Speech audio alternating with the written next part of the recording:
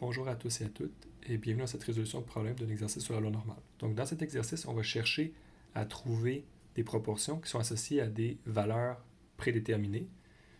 Donc je vous conseille toujours de bien lire l'énoncé pour voir de quoi ça parle.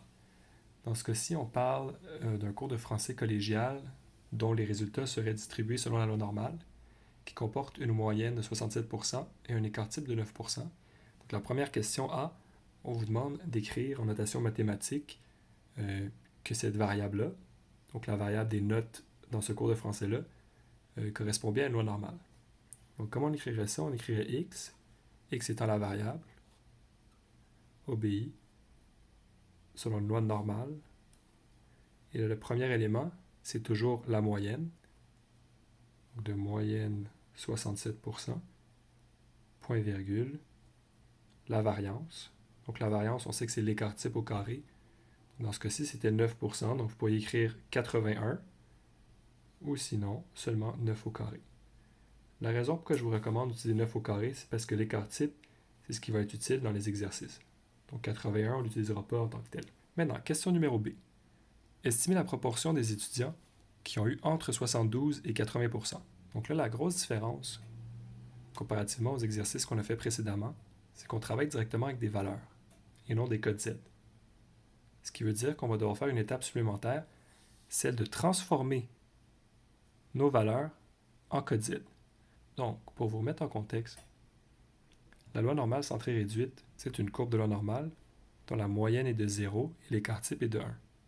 Dans ce cas-ci, on vient de noter notre variable, elle a une moyenne de 67 et un écart type de 9. Donc, je sais que le résultat ici, ça serait 67 plus 9, donc 78. 78 et moins 9, 67 moins 9, ça fait 56.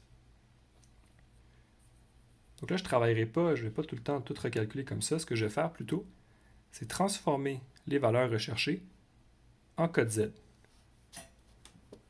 Donc, comment je vais faire?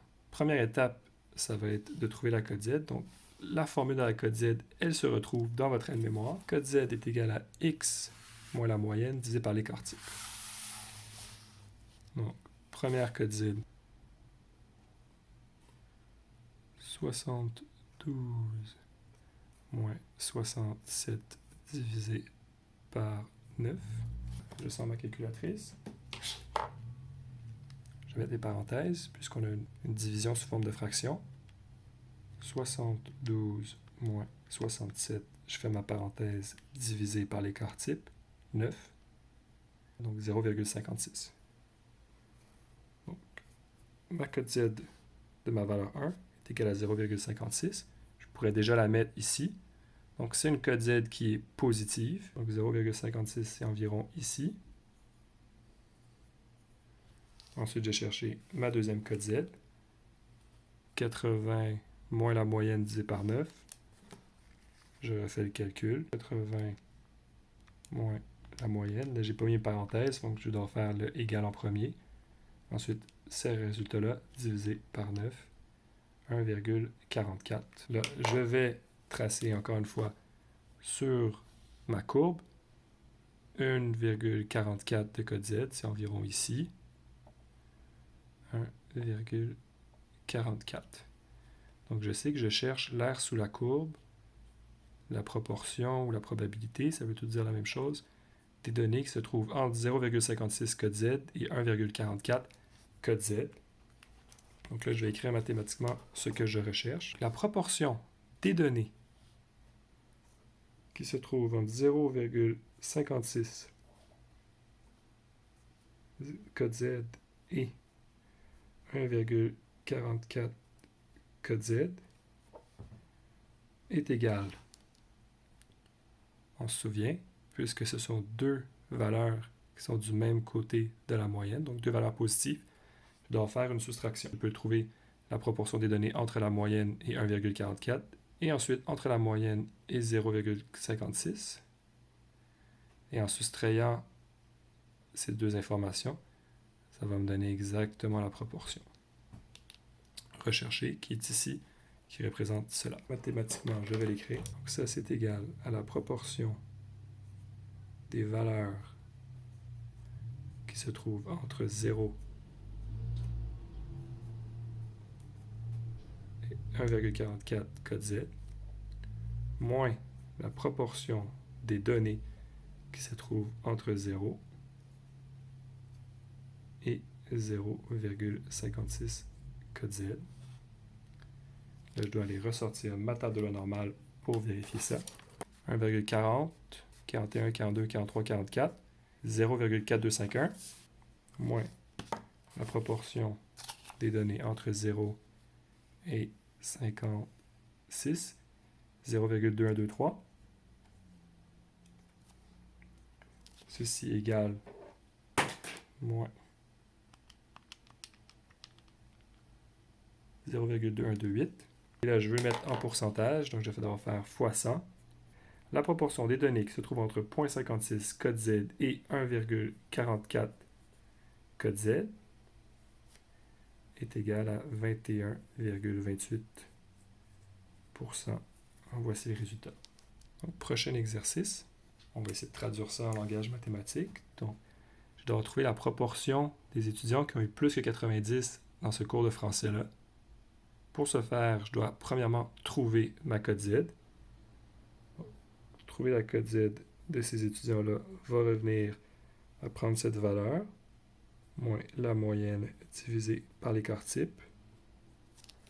90 moins 67, fermez la parenthèse, divisé par 9.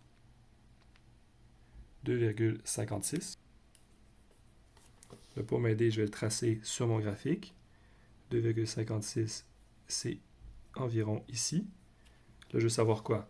Proportion d'étudiants qui ont en dessous ou au-dessus? Au-dessus. Donc, combien j'ai d'étudiants très forts qui ont dans les 90 et plus? Ce ne sera pas beaucoup. Donc, cette fois-ci encore, je suis du côté positif de ma courbe. Donc, plus haut que 0. 2,56 et plus.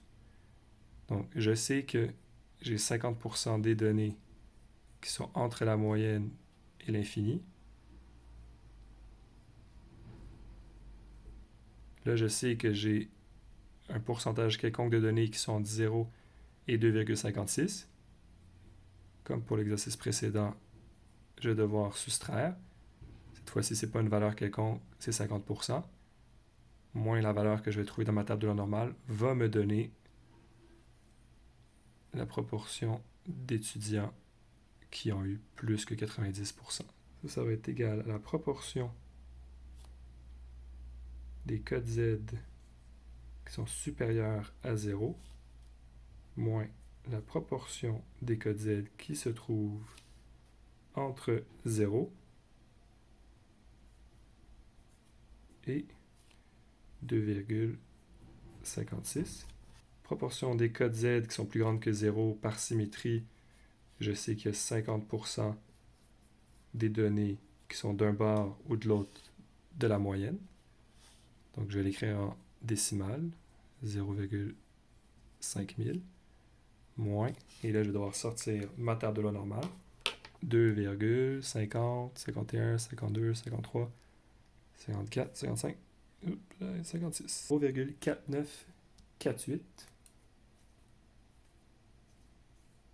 0,5 moins 0,4948, 0,0052. Et là, je vais le mettre en pourcentage fois 100. Donc, la proportion des étudiants qui ont une code Z qui est supérieure à 90 est égale à 0,52%. Donc, une toute petite proportion des étudiants de ce groupe-là se retrouveraient là. Et ça, c'est normal parce qu'avec les résultats qu'on a, on sait que la moyenne était assez faible à 67%. Donc, quand je dis ça, échouer le cours, ça veut dire cherche les étudiants qui ont eu des résultats inférieurs à 60. Donc, on va trouver cette code Z-là. 60 moins 67 divisé par 9. Moins 67. Je n'ai pas mis mes parenthèses, donc je dois le faire en deux étapes. Divisé par 9. moins 0,78. Comme toujours, je vous conseille de tracer environ où ça se retrouve sur votre graphique. Donc, on cherche la proportion des étudiants qui ont eu une cote Z inférieure à moins 0,78. Pour trouver ça, on va devoir faire la proportion des étudiants qui ont eu en dessous de la moyenne. Donc, combien d'étudiants en dessous de la moyenne dans une variable qui respecte la loi normale? C'est toujours 50%. 0,5000, moins la proportion des données qui sont entre la moyenne et moins 0,78. 50% moins ce pourcentage-là, ça va me donner le pourcentage des étudiants qui sont en bas de 60. Donc, ça ressemble un petit peu à l'exercice que j'ai fait en haut. C'est juste que cette fois-ci, c'est avec des codes Z négatives.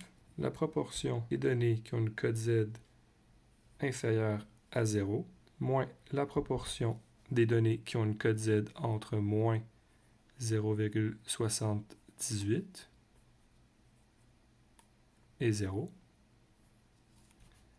Par symétrie, je sais que le pourcentage des données qui se trouvent entre la moyenne et l'infini, ou moins l'infini et la moyenne, est toujours de 50%. Là, pour la proportion des données qui se trouvent entre moins 0,78 et 0, je sais que c'est la même quantité qu'entre 0 et 78. Donc 0,78, 0,2823. Je sors ma calculatrice, pas faire d'erreur. 0,5 moins 0,2823 égale 0,2177. Je cherche un résultat en pourcentage, donc je fais fois 100. Donc, la proportion des données qui sont inférieures à moins 0,78 est égale à 21,77%. Et là, pour se rappeler, ça c'est le pourcentage des étudiants qui ont eu en bas de 60 à l'examen. Donc, juste pour vous rappeler, ça représente autant la proportion des étudiants qui ont eu en bas de 60. Et on fait le dernier exercice, où je demandais de trouver la proportion des étudiants qui ont presque réussi le cours.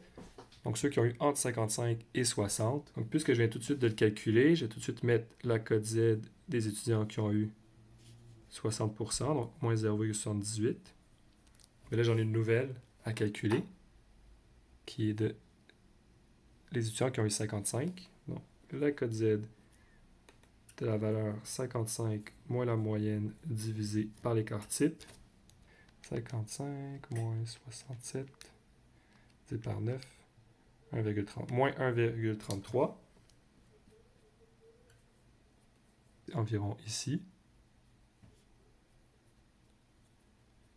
Donc, je cherche la proportion entre ces deux cotes Z. Lorsque j'ai deux cotes Z qui sont soit les deux négatives ou les deux positives, je sais que ça va devoir être une soustraction.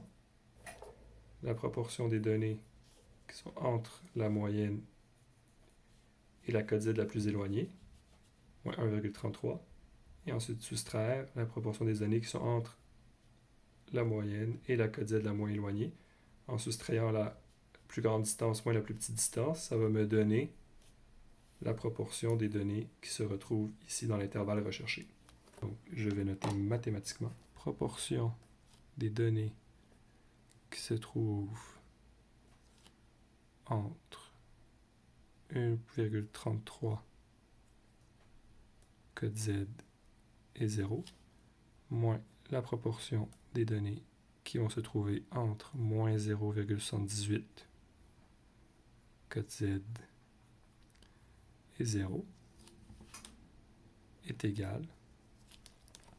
Celle-ci, je sais déjà, je viens de la calculer. C'était 0,2823. Je ne vais pas aller le rechercher. Donc, moins 0,2823. Mais je dois quand même aller chercher cette nouvelle code Z dans ma table. Moins 1,33. Je vais aller prendre la valeur 1,33. puisque c'est la même chose par symétrie. 1.30, 31, 32, 33, 0,4, 0,82. Je fais soustraction, ça me donne 0,1259. Je mets en pourcentage la proportion des données qui se trouvent entre 1,33 code Z et moins 0,78 code Z est égal à 12,59%. Re-traduit avec mes valeurs initiales, j'estime que 12,59% des étudiants ont eu entre 55 et 60 pour le cours de français en question. Donc, vous venez de terminer cet exercice-là. Je vous dis, ça commence à être vraiment dans les plus difficiles. Ça serait un niveau de difficulté que je considère équivalent pour l'examen, là. Donc, il faut vraiment bien le pratiquer. Puis si vous ne maîtrisez pas ça, il y a encore du travail à faire. Donc, sur ça, je vous souhaite à tous et à toutes une bonne journée. Et on se revoit dans une prochaine vidéo.